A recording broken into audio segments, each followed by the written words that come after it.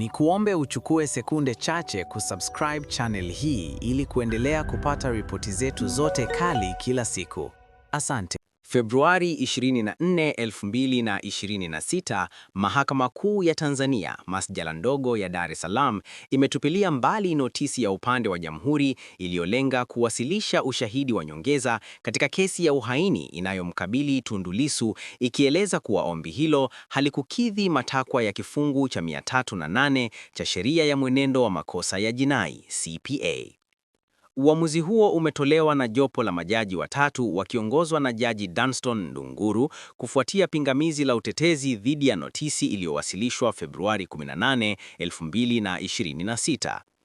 Upande wa mashitaka ulikuwa ukitaka kuongeza maelezo ya ziada kutoka kwa shahidi wa Jamhuri Amin Mahamba kuhusiana na matukio ya uchaguzi wa Oktoba 29, 2026.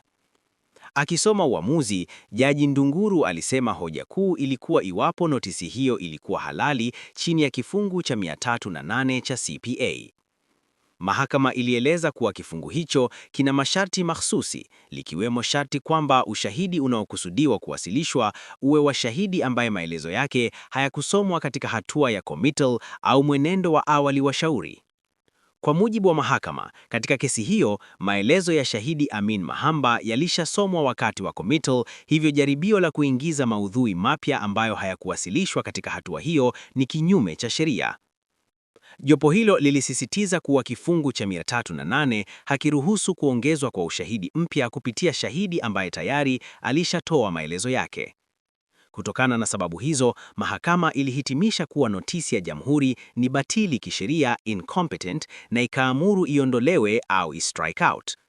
Baada ya uamuzi huo, wakili wa serikali Renatus Mkude aliomba mahakama iahirishe kwa saa moja ili kupata muda wa kutafakari hatua zinazofuata.